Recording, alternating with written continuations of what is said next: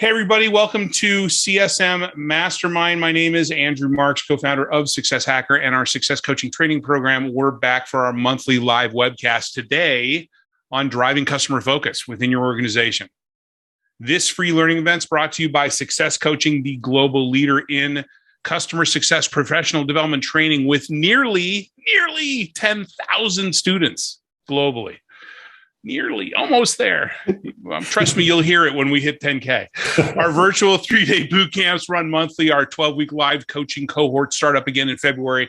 We have an accredited online CSM certification program and a number of standalone courses all taught by industry experts. You can find out more about our training programs at successcoaching.co, and Ashley is going to conveniently drop a link into the chat right now. Thanks, Ashley.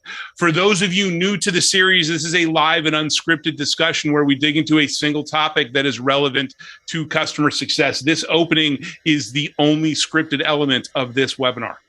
Everything else is a free-flowing exchange of information, ideas, stories, examples, and best practices. Now, we aim to pick topics that are going to be practical and useful to the broader customer success community. So I encourage you to suggest topics or panelists for these events. Last week, we posted a couple of surveys under our Success Hacker LinkedIn profile soliciting ideas on our 2022 topics for both this CSM Mastermind series and our CS Leadership Roundtable series. Peter, by the way, thank you for the suggestion. Ashley is going to conveniently also drop those links in chat as well, and we would very much appreciate your input.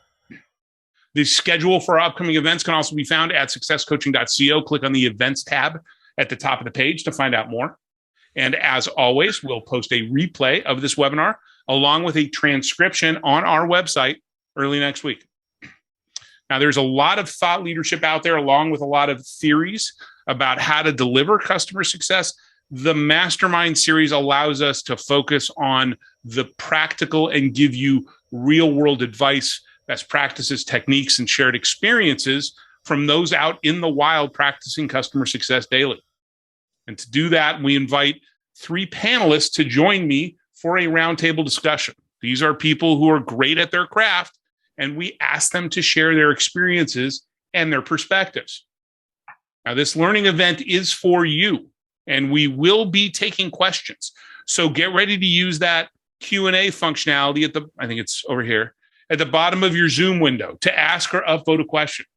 We also have Tracy monitoring LinkedIn Live. So any questions posted on LinkedIn Live will be relayed to us as well, along with your name. Also, please remember to use chat for commentary, not questions.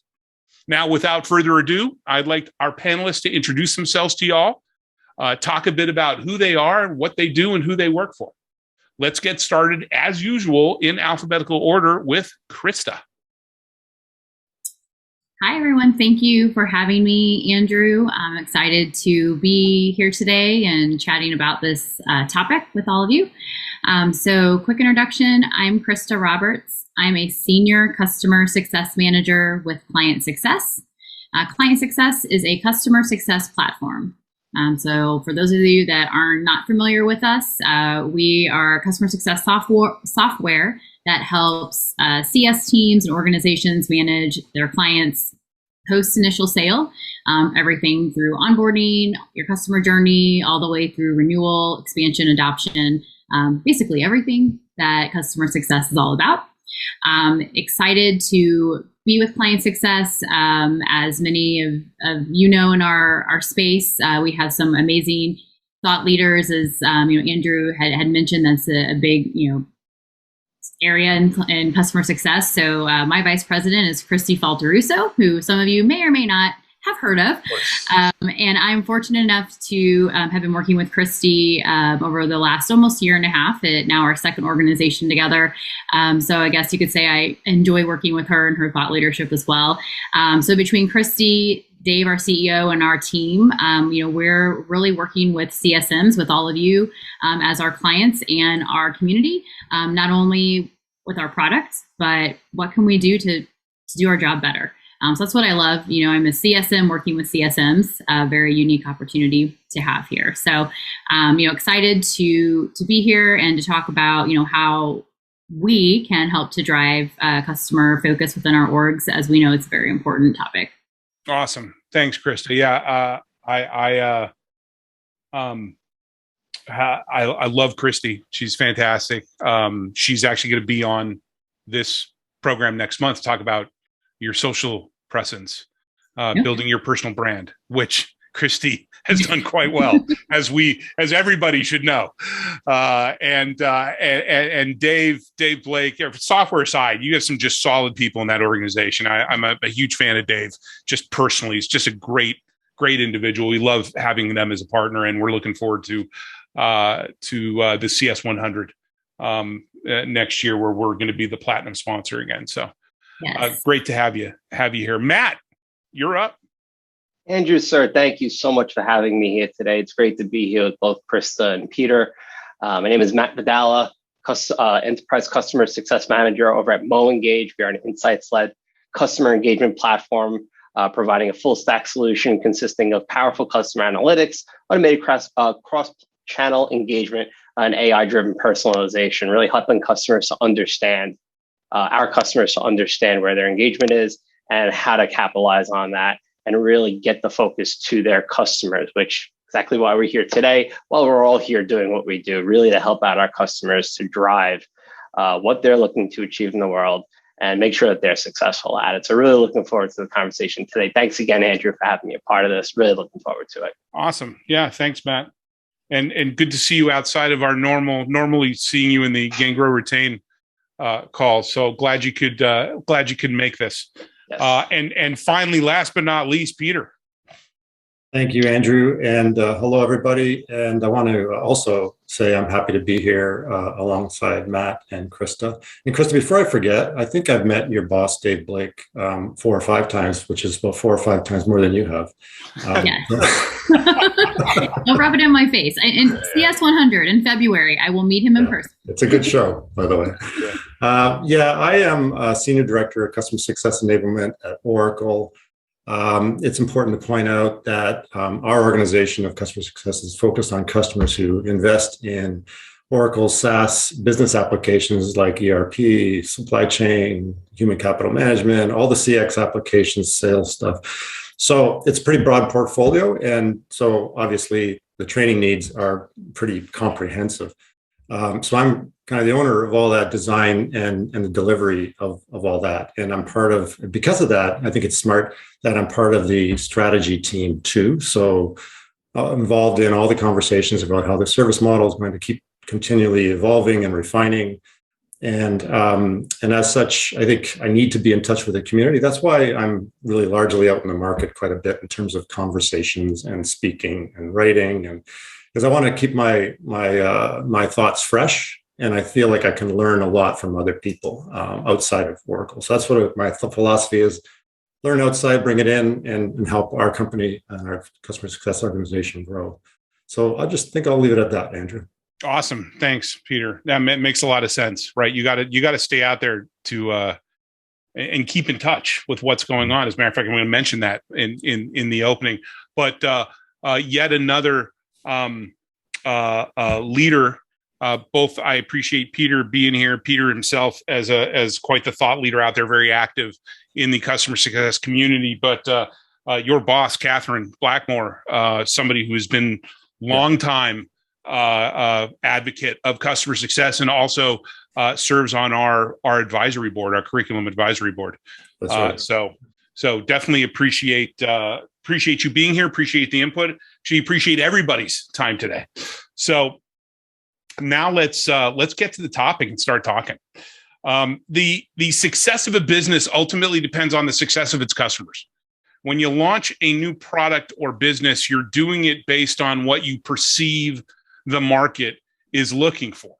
And maybe you've done some market research, or you've built something that you believe fills a need based on your understanding of a market or a particular subject area that you're an expert at, that you have a lot of experience with. But at some point, as you grow and evolve, you've established a customer base. And as you've done that, you've likely distanced yourself a bit from the actual market, from the doers, from the users of your product. They've evolved. Their process has evolved. Their workflow has evolved, either because of market conditions, changes, or just plain organizational maturity. So you need to move from this attitude of, I know what my customers want and need, to asking, what do my customers want and need? And beyond the wants and needs of our customers, what they desire from our product, we exist as companies to serve our customers. That's the end goal of being in business, right? We have something of value that someone is willing to pay for. But are we serving them well? Are we serving them correctly? Are we helping them achieve what they're trying to achieve in a manner that's acceptable to them and the broader customer base? Customer success is helping the customer achieve their desired outcomes within an acceptable customer experience. Now, I think everyone on this panel, along with likely everyone on this call, gets it. They understand why being customer focused is so important. But how do we explain to everyone else in the organization why it's important? And how do we move people to that perspective? I have some thoughts, Andrew. Jump right in, Peter. Really appreciate that opening. It's really well done. The way I see it is kind of in the bigger picture of customer success in this whole kind of environment we're in around transformation, driven largely through digital. We're still kind of in the throes of transforming businesses into more of a digital kind of approaches. And I wouldn't say we're anywhere near the end game, actually. And so I think something needs to take the lead on infusing your organization, your company with intelligence, customer intelligence, so that you're able to kind of build the right sort of approaches and models that are nimble, that can be modified and refined in a reasonable amount of time based on continually evolving customer changes. And you touched on that, Andrew, is that it's true. Customers are always changing, their businesses change, the economy's changed. Look what happened, the pandemic happened.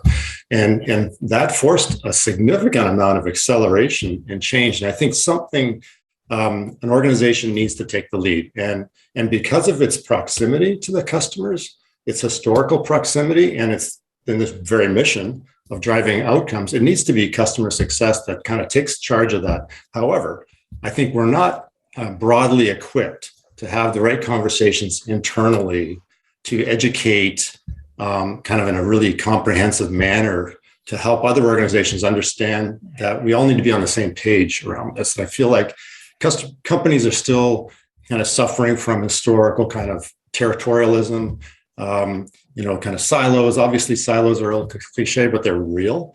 And it takes a lot. I feel like it takes a lot of courage, a lot of intelligence, a lot of patience, a lot of bravery, and a lot of really good skills around communications to continually approach other organizations and help them drop the guards. We're not in this to fight with you. We're actually in this to win with you.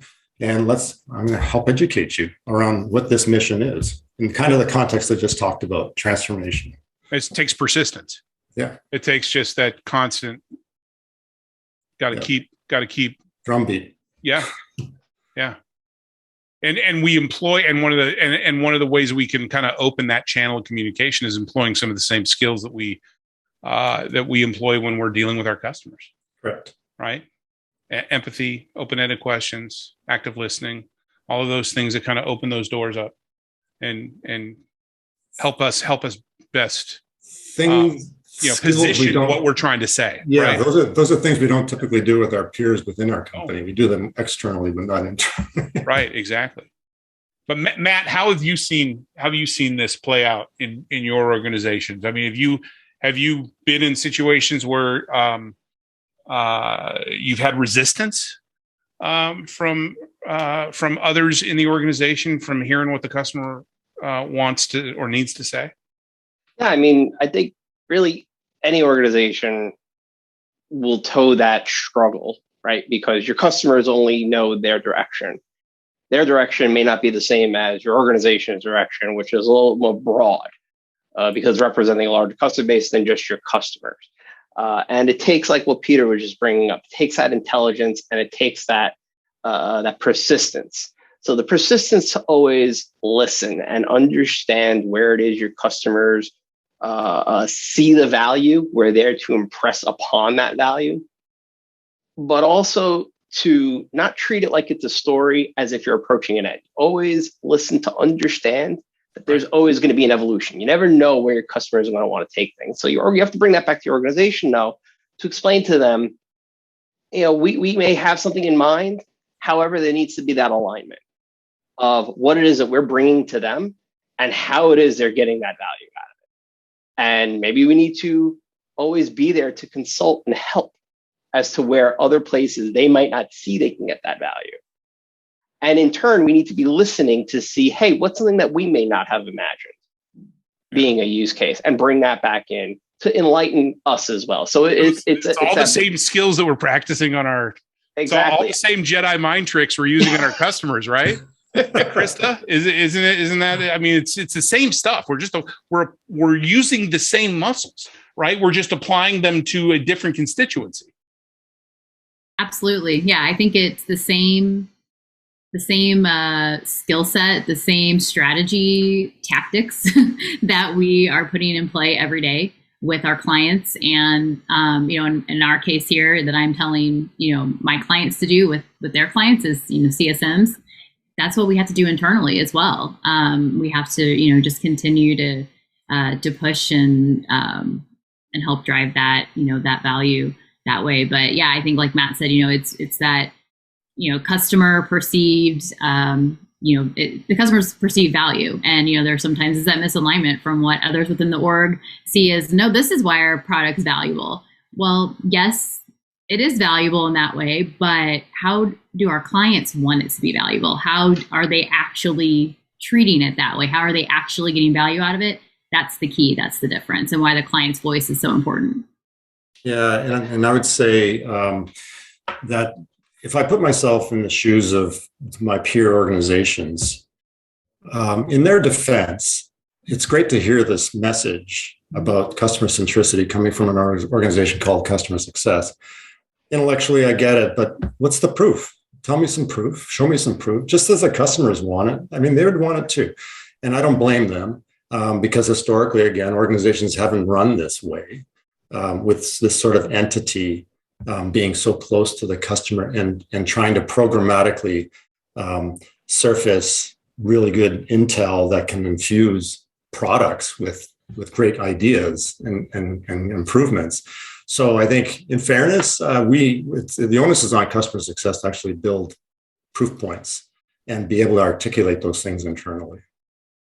Yeah, I like that. I think proof is always incredibly valuable. In the absence of proof, though, all right. Let's say we have customers that are asking for a particular feature. We can also approach it. And Matt, you mentioned, you don't want to tell them a story. I think you do want to tell them a story. You just want to tell them a story that has, an infinite number of sequels, right? So, it's telling a story, taking into account the perspective of the person you're telling it to, just like we do with our customers, right? We need to be doing with product. You can't just go and walk in and say, I need this feature. Tell them a story about that feature and the kind of impact that it's going to have on your customer's business. Don't just say, I want, customers are asking for X. Understand the context of the ask. This is when we tell people to apply things like the 5 whys and peel back the onion, really drill down to how does this impact your ability to achieve your desired outcome as an individual, right? And how is that tied into, and in some way that's tied into corporate objectives, right? Can we pull that all into the conversation, and be able to frame something to our product, our marketing, our sales teams to help them better understand, within a language, within a narrative that they're gonna be able to relate to. And you just gave me a great idea for a class that I can lead now, Andrew. It's how to teach people to speak in user story. Yeah. Get out there, and that conversation is ever evolving. It's or ever ongoing. How do I take what our customers need? How do I get that to my product people? Yeah. Well, we sure know you don't just take it, crumble it up, and throw it at them. Call me when you're done. But it's having that internal alignment, and that's the other part of it. It's not only being able to be in tune with data that everybody is out there seeking. Nobody wants a quiet customer. But it's also, how do you get that into the organization? How do you properly funnel that through so that not only people understand it, but they could properly digest it and then action on it? Yeah. Because that's what we all need to get to. It's where we don't get to the action. And our customers are sitting back there going, that's great, but what does this get me? Which erodes trust over time. Right. Exactly. So trust is a must, or our accounts are a bust.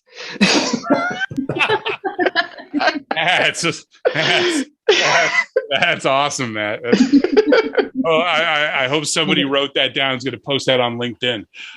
So when we talk about customer centricity, we've talked about thinking about it from the customer success perspective, which I think about that from literally from bottoms up, right? The bottom rung being not that the customer is the bottom rung, but the customer, and then it's us. But what about from a leadership perspective? I mean, it needs to kind of be attacked from this customer centricity needs to be attacked from both ends.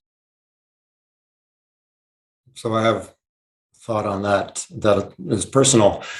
Some of you know I'm in the early stage of writing a book with a couple of people, including Catherine, by the way, Andrew.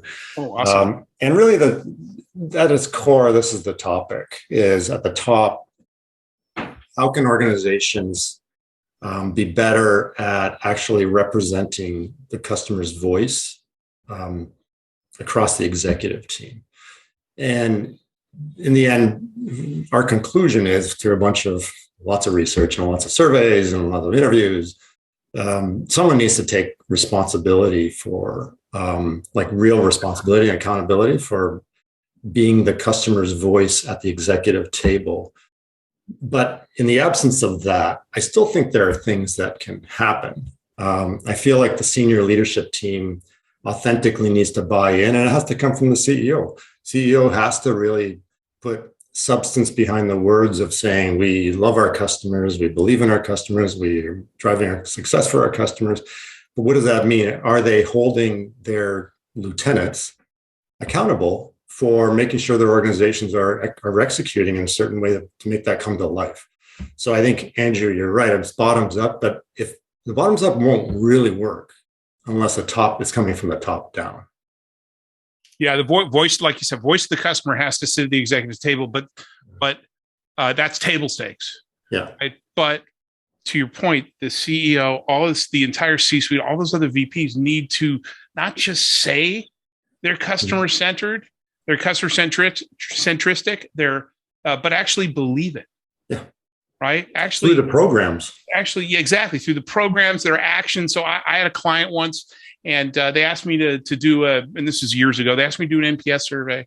And I did an NPS survey, and my process for a small company was to take all the detractors and divide them up based off of what their complaint was, to have all of the executives, for that particular complaint area, reach out and talk to those customers.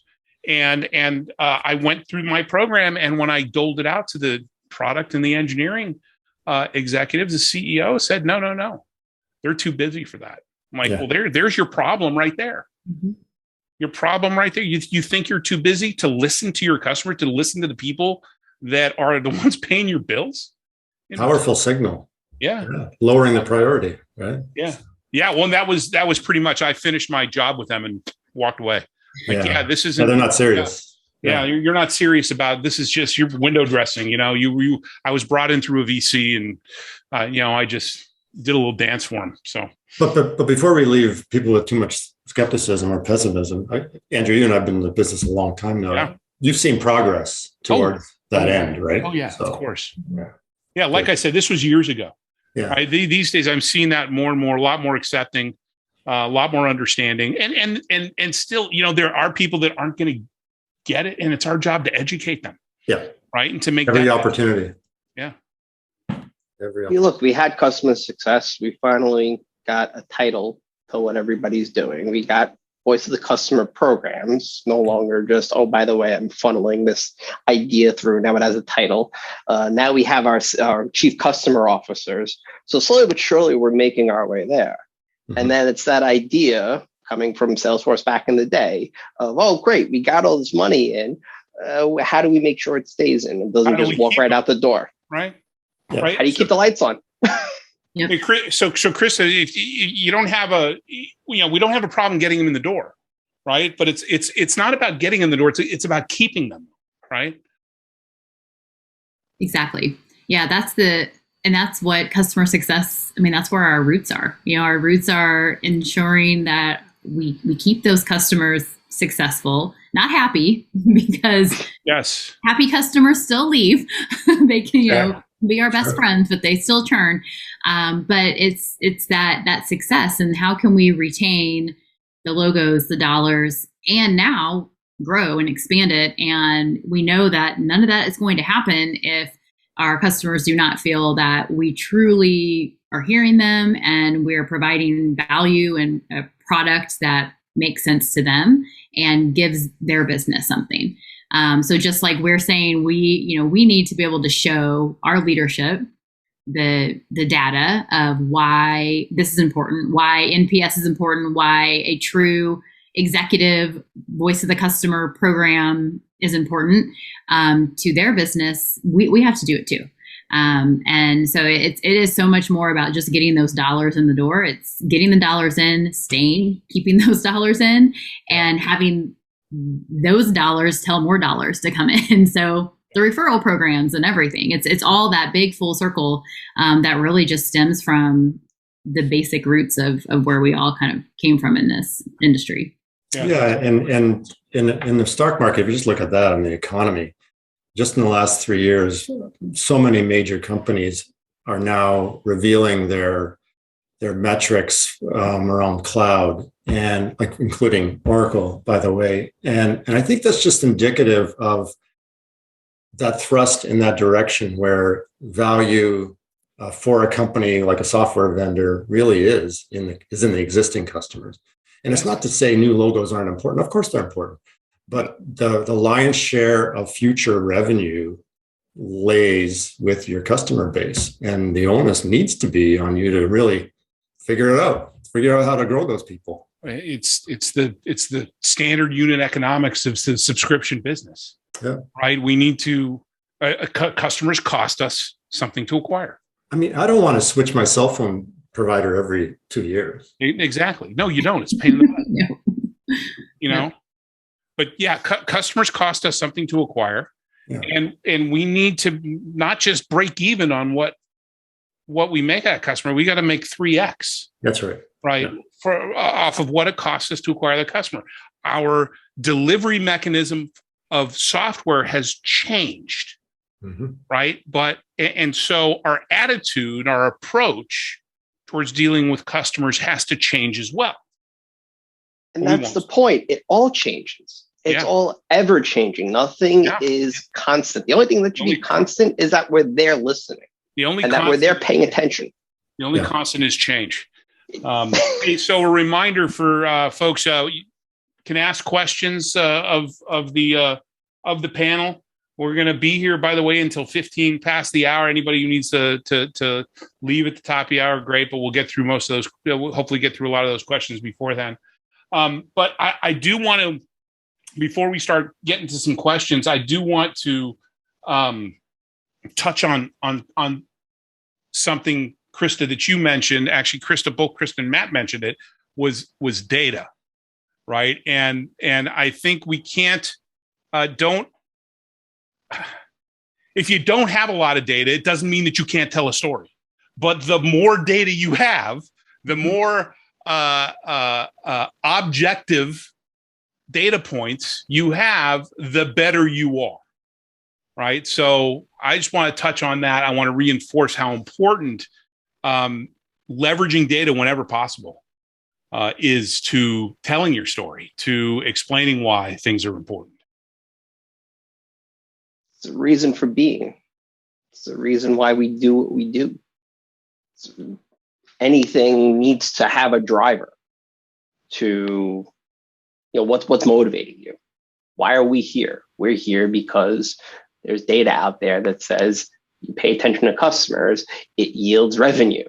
Right. And it continues business. Just the same as my service that I've provided you has yielded X revenue for these people. Well, if we continue upon it, here is the revenue that we will make for them. In turn, they will provide to us. If we don't provide it, or if there's a blocker to it, there goes the revenue, and then it costs us in the end. It's all about that simple measurement, I think, at the end of the day. Well, so what about, though, looking at the data behind the good fit customer versus bad fit customer? Because I personally believe that that is an element of customer centricity. Right? If I am truly being a customer focused company, I'm going to make sure that we're selling to the right customers, because the wrong customers are pulling my resources and my time away from the right customers. Yeah. It's complicated, though, I would say. Because that's the leadership answer. That's Peter's leadership answer there. Yeah. I'm not sure if anyone. How convenient. We're here for a conversation on it. Indulge us. I mean, if we're all honest, do we have enough confidence in our companies to say we know exactly who our right customers are? I think it depends on, the sales energy that went into that account, the personalities involved. There's so many factors, so many variables. And I'm not saying we should not look at that. I'm just saying be careful and make sure you got all the right people that you believe have the right sort of scope, respect, knowledge, experience to kind of make those determinations to say, okay, actually, this type of profile of customer doesn't really fit, and here's why. And list a bunch of reasons, and then it's easier for people to kind of buy into that. I just haven't seen a really good model for that. I've seen a couple, but it's you gotta have access to a bunch of data. Yeah. You gotta have access to a bunch of data, and then you need to have somebody, whether it's a data scientist or just an amateur data scientist, sit there and look at the data and try and figure out, are there some patterns that I'm seeing? Yeah, I agree. Right? I mean, that's part of scaling, and you have to do that. Absolutely. Yeah. You have to do it at some point. Yeah. Right. What with whatever data you've got. Yeah. All right. Let's see. What else? And what happens if we're not being customer centric, right? Customers know the value. Customers, especially these days, know the value that they're bringing, right? And if they don't feel like they're being heard, what's going to happen? Well, they probably will not feel there's a strong partnership there. And I don't think it needs to be a high touch. Always has to be a high touch where attention is great. I think you can do great engagement, even at lower touch. It all depends on your models and how much you're investing in that space in terms of programs. And I think customers in the lower kind of ARR segments can feel just as engaged with the vendor. It depends on their needs, right? And their expectations. And so I think once you introduce the program, then the expectations are what they are with the customers. And if you don't fulfill those things, then definitely, then the customer centricity isn't true to them. And you might not even use that language. Customer centricity probably would ring weird anyways, talking to customers about that. But that's what we're talking about. And if your model's not really demonstrating it and your people aren't demonstrating it, then the customers will, I've got really no stake here. Yeah. So I'm going to start looking around. I'm not even getting the value anyways from my investment, probably. So, I mean, there's a cost to change. Yes. So if they're not getting the value and they're willing to change, they're really not getting the value. Yeah, That's true. Yeah, you've really upset them. But it's different, than the old on-prem days, right? You didn't even see the thing, working in your workflow until after it went live, and that's after you already paid for the software and you spent the last 9 months doing an implementation, and nobody was going to sit there and go to their boss and say, I think we made a mistake. Oh, right? Yeah. A career limiting move, right? Yeah. And then that customer is typically on the hook for 5 or 6 years, paying maintenance of 20+% every year as they depreciate the original investment. And it's a really different world now. And they'll complain that entire 5 years and still sign up again because the salespeople put a nice kind of financial deal in front of them, and still they're not getting value after 7 or 8 years. Not enough value, anyways. Yeah. Well, that was then. You were stuck with it. Yeah. Now it's a different world. It's a really different world, and everybody needs to accept that and realize that. All right, let's take some.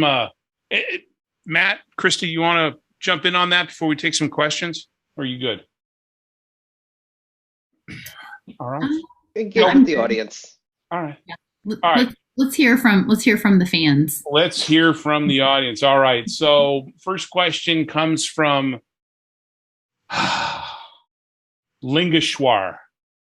I hope I didn't butcher that, Lingeshwar. We will have multiple teams involved initially with customer sales, implementation, technical, and the CSMs for long-term relationship and customer success engagement. Okay, that's a number of companies do that. How important is it from the very beginning to have a process and SOP? Why am I blanking on SOP? Some sort of standard operating procedure. Standard operating procedure. Thank you. Standard operating procedure in place of handing off, transitioning customer to other departments. This is because key decision makers mostly disengage by the time CSM team is introduced or engaged. Any best practices and recommendations around this, and if a process is in place but the culture of adherence is not practiced, what should be done? Any suggestions? Looks like Peter wants to jump in on this. I definitely have some thoughts as well. So, Peter.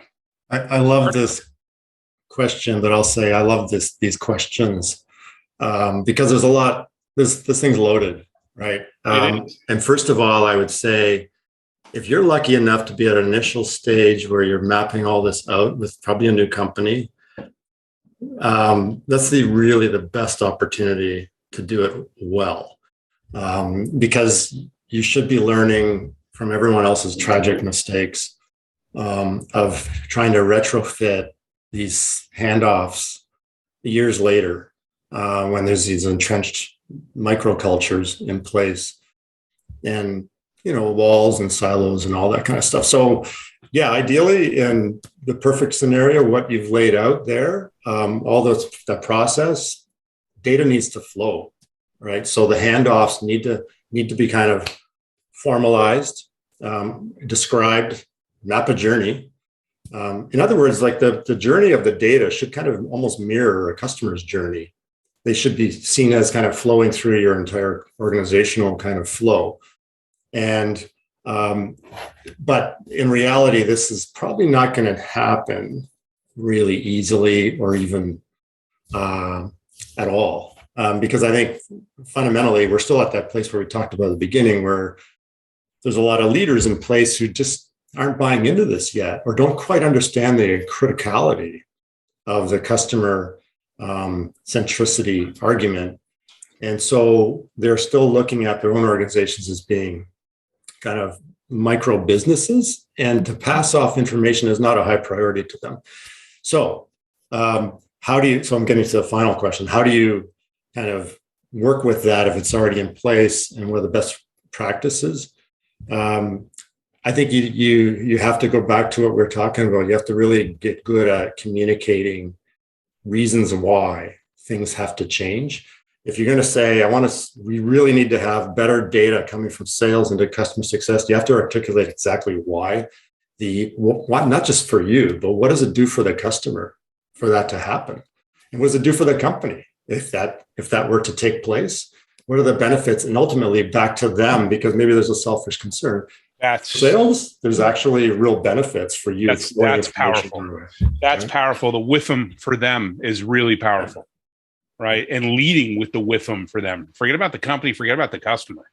This is what's in it for you as an individual. If we make this process, this transition smooth, how can you frame that? I love that you called that out, Peter. Yeah. What's in it for you by way of what's in it for them? Yeah. and always having that ideology of what's in it for them, in turn, puts it in it for you. Yeah. But at scale, because if you can't get the scale, because that's where it has to go at some point. And when you start, you'll have that foundation. Your foundation is essential. Can't go anywhere without it. But then you want to scale beyond that. You need that solid foundation to say, okay, good, I got something to start from. Now let's build from there. With proof. Yeah. Yes. Krista, you got anything to add? No, I think I was just going to say that, you just, have the proof, have the, show, just like we've been saying, have the data, have the proof to show that this is why this is important to each individual person that's involved. Yes.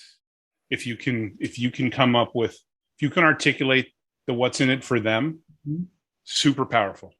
Yep. You're not always going to, super powerful though, if and when you can do it. And actually back to that, one other thing on that question, that Lingeshwar, once again, I hope I pronounced that right, mentioned was the, how important is it from the very beginning to have a process? And it's super important, especially when you are handing off a customer to a different group for some reason, right? That can be a moment of truth. It typically is a moment of truth in the customer journey.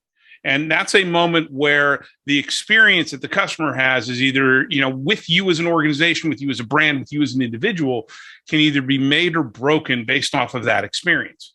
We're handing them off to somebody else because there's something that person, that individual, that group is going to do for the customer that moves them closer to their desired outcome. Right. So it's again, scalability. Yes. So you've got to have a process, and everybody needs to know what everybody else is doing. Yes. Right. It's critical. Every handoff is a moment of truth. And the other thing I wrote down here was on the adherence thing. 100% agree with Peter. We've got, a piece of that, a big part of that is explaining to everybody that needs to understand it, why this is important for them, for the organization, for the customer. Once again, leading with them if possible, but it's a carrot versus stick approach as well.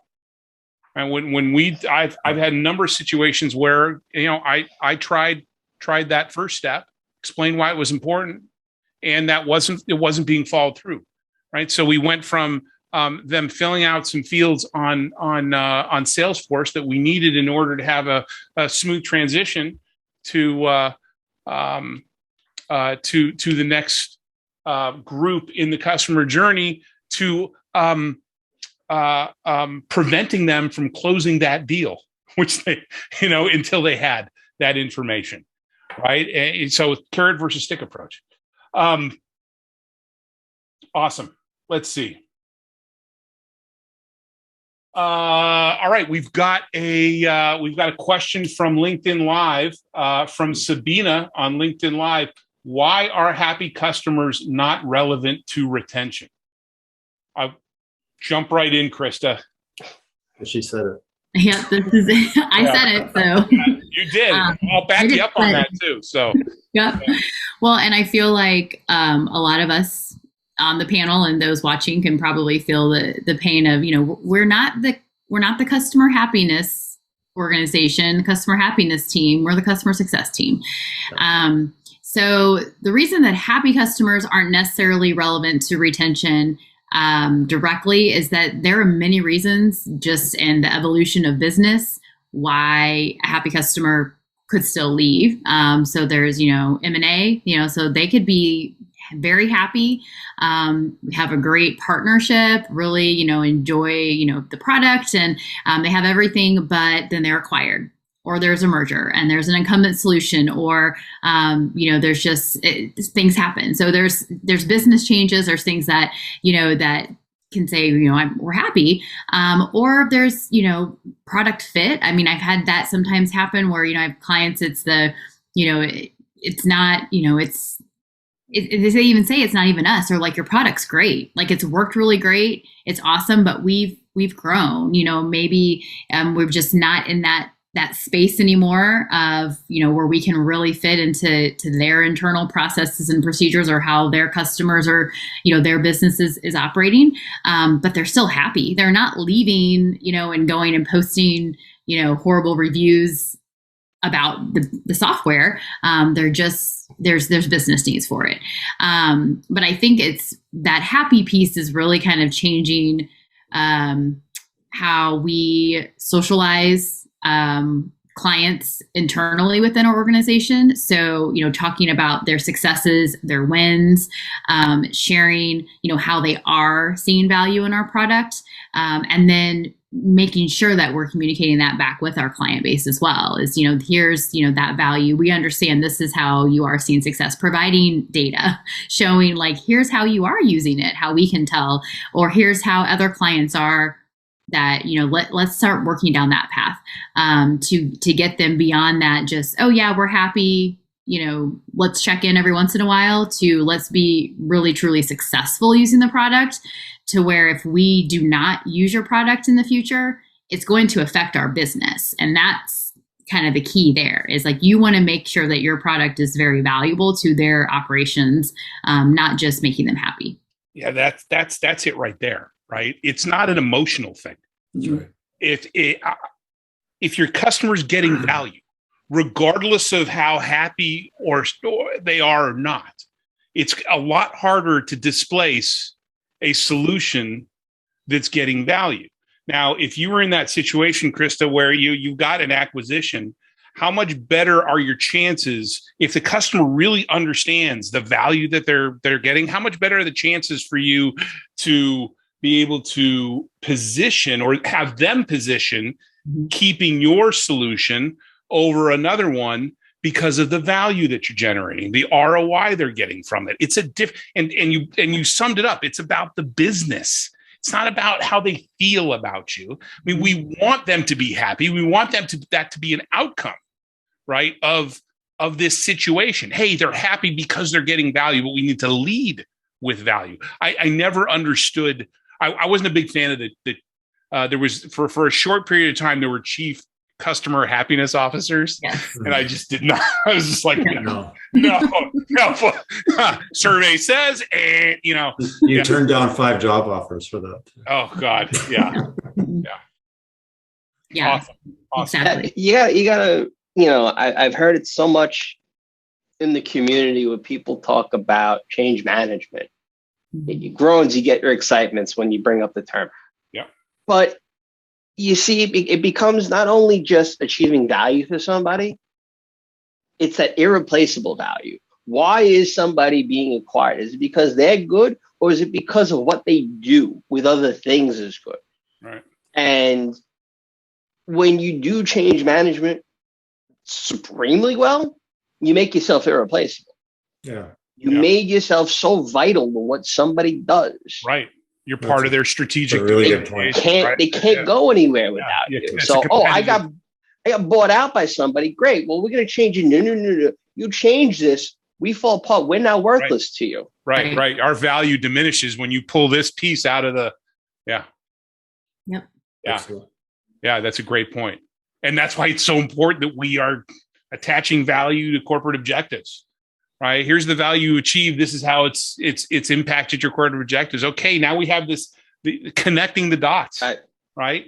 And just make us more sticky. Okay. Where else can we kind of, can we stick ourselves in to help you do things better? Let me speak real for a second. I mean, we live in the real world. Not everything is going to be permanently sticky. You can't make every service out there. Let's make sure that no matter what, we're irreplaceable. Not everything's going to be irreplaceable. Yeah, true. So even if you can't achieve that, if you can make yourself just worthwhile, that NPS to make yourself worthwhile, okay, at least other people will tell you. Maybe there's somebody else that will be. Yeah. Not everything's going to be perfect, but when it's right, go for it. Yeah, exactly. It's what we should strive for. Skills development. Yeah. Exactly. Right. All right, we got another. We've got an active LinkedIn Live. I love this. I think we've only gotten one question up until today since we launched LinkedIn Live at the beginning of the year. So that's great. From Angelo on LinkedIn Live. In my organization, we have a Slack channel for customer feedback that ends up getting lost as it gets to the executive level. What is your advice to ensure this feedback is heard and not lose customers? And Krista, wants to jump in on this? A great question. Thanks, Angelo. So I think that we kind of talked about it a little bit at the beginning. You don't just want this feedback just going to a Slack channel, because it is going to get lost. There needs to be a process and an organization to where how this is disseminated out. So yes, definitely socialize it. I mean, we advocate that with, our team and our product, that different functionality of our features are able to go to a Slack channel and say, here's NPS, here's the client's pulse, here's what's going on. But it's what you do with it at that point that's important. You can't just expect your CEO to check Slack about every customer. That's not how it's going to work. So it's really having that true organization process behind it of, okay, if it's a product features functionality, let's grab the data around it. Okay, we see, X percentage of our client base is reporting this through NPS, through surveys, through whatever, through their CSMs. Share that data with the head of product and say, here, this is what we need your help with. You have to really have that backing, have that data, have that information. So it doesn't just get sat and lost in a Slack channel, because it will just sit there. And really using, your kind of your internal, cheerleaders, and whether it's a VP of success or if you have a chief customer officer, whoever that is, but there needs to really be an organization to it, because it will just sit and get lost. It's gonna, none of that feedback is really good if there's no plan with what happens when you get it. 100% agree. And one other thing we do with executives, net it out. Yep. Net it out. They don't need the details. Have the details available. Yep. If they ask, but net things out, make it as easy to consume as possible. It's one of the reasons why in our success plan training, it's a single page, right? We want the executives need to understand things, that are a mile wide but they've only got enough to go 6 inches deep, right? So net things out. Can I make a comment about the Slack? It's yes, sort of a little unrelated, but it might be helpful for the audience. Because Slack is a tremendous benefit to organizations, it's also a tremendous distraction too. So what we've been doing, we've got 2 sessions now. We have a Slack CSM. We've invited them to come and I host a session for like 90 minutes, and we just do a demonstration of how to optimize your own use of Slack. So it's our most popular sessions internally. It's when this guy gets on and just live in Slack, works with everybody. Love that. That's great. Yeah. If you're big enough to have a customer success manager. Yeah, well, I was going to say, yeah. Yeah, you should. Not everyone's at Oracle, Peter. Come on. We don't all have 200 CSMs. But yes, Peter, we know you're at Oracle. Okay. 200 CSMs. Come on. No. All right. Thanks. Dude, that's good input, Peter. Let's see. Hey, Krista, can you hit done on that question? Oh, yeah. Please. Question from John. Can anyone talk about developing your plan and strategy around CS and onboarding? I'm new to CS and my company. All are focused on our customers. My role is to build upon and enhance what we are doing. My apologies for not knowing key CS industry terms. Peter, you wanted to jump in on this. You had some suggestions outside of sending them to success coaching, right? Go for it. I was going to do that. Okay.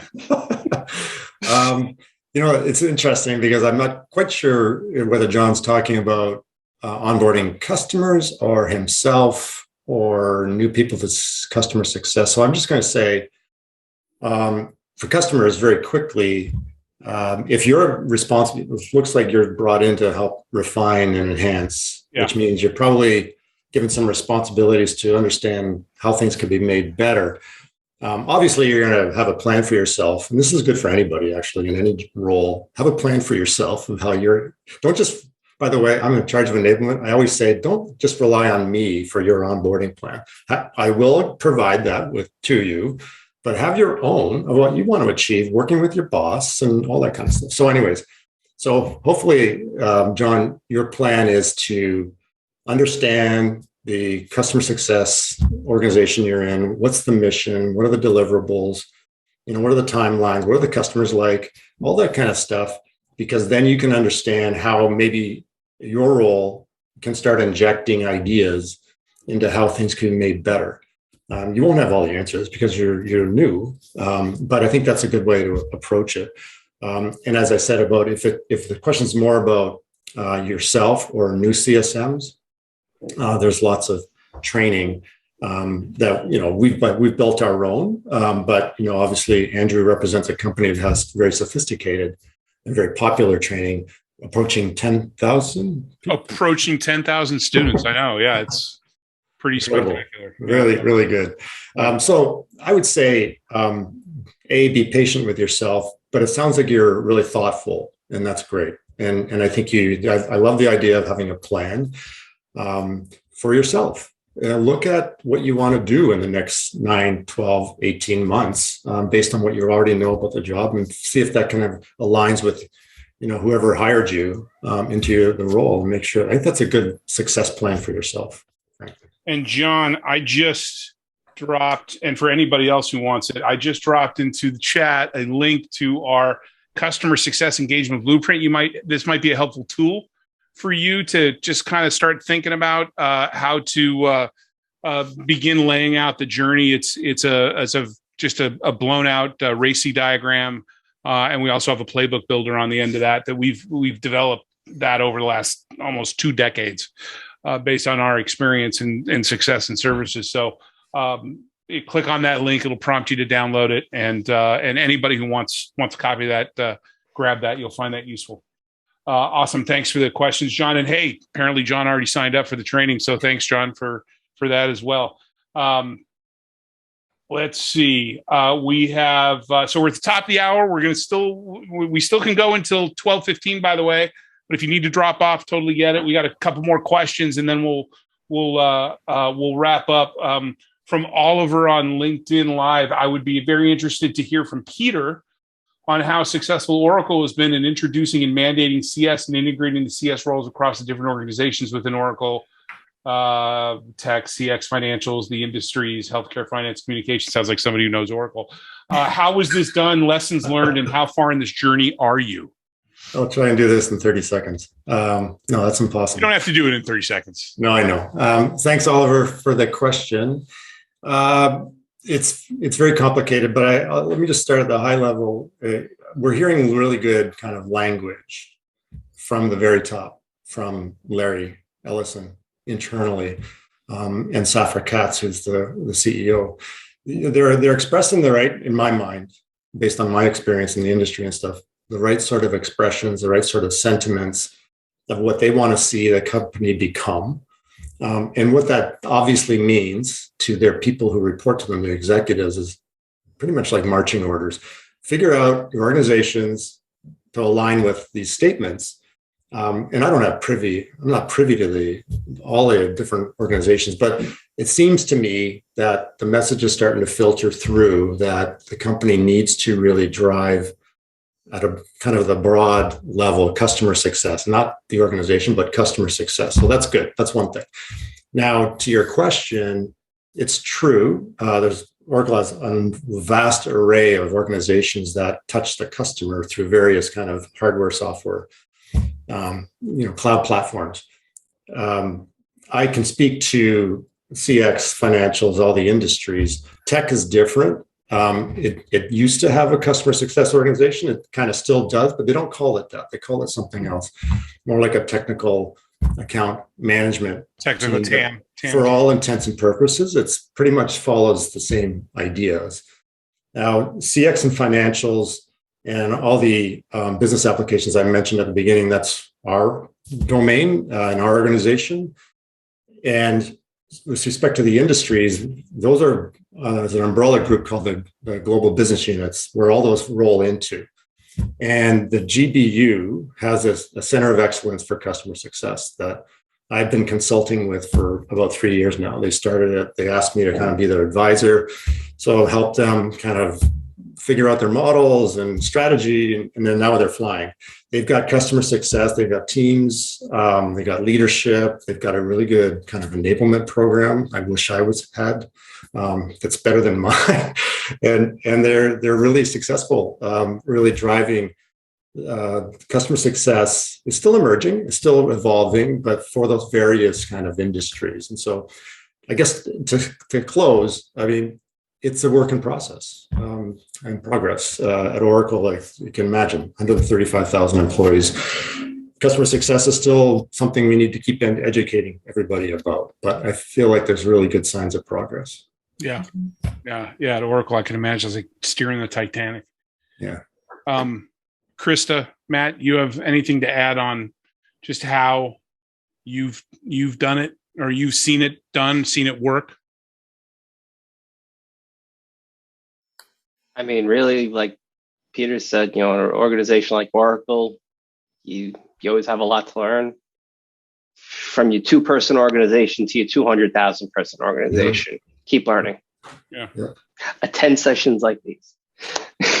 Exactly. Yep. We got one last question from Andre on LinkedIn. I'm not really sure. I want to at least answer it, but not really sure how relevant this is to the discussion. But are you hearing consumption-based pricing from other companies?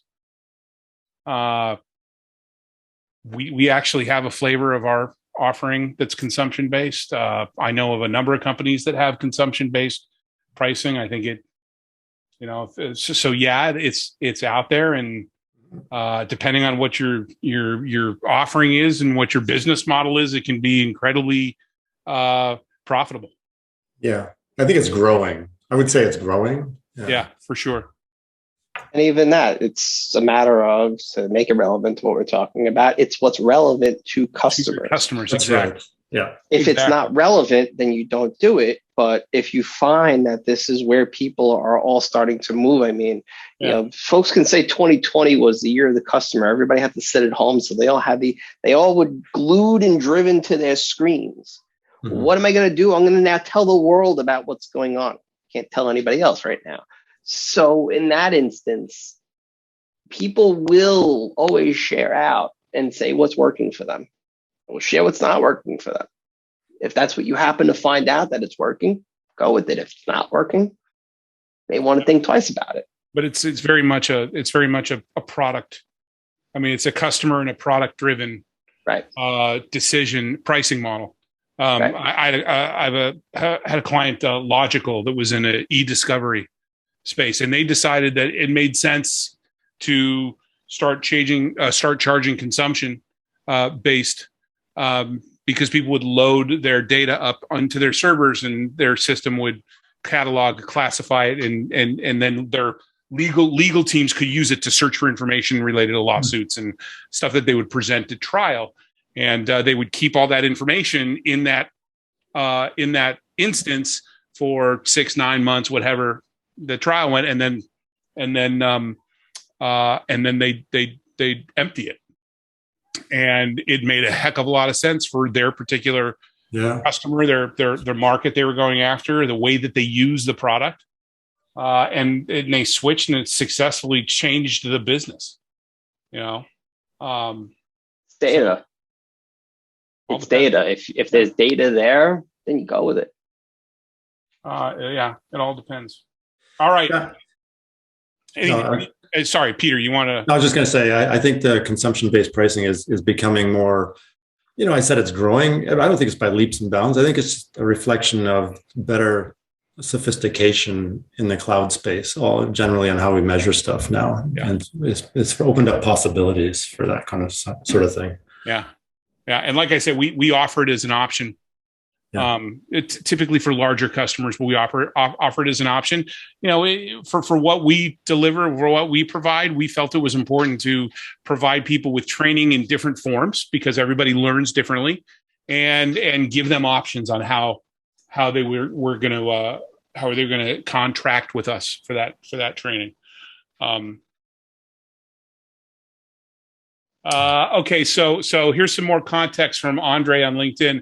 I have seen a few examples where they claim that CS is not needed in this environment, just trying to gauge it as a trend with CS impact. I personally disagree with that. I think CS is needed. You need them if they're consuming, if they are a consumption model. Yeah, you can. I guess you can. If they cost you nothing to acquire, right? Then fine, so be it. But most of the time they cost you something to acquire. So part of them getting value out of whatever it is that you're selling is them consuming whatever it is you're selling.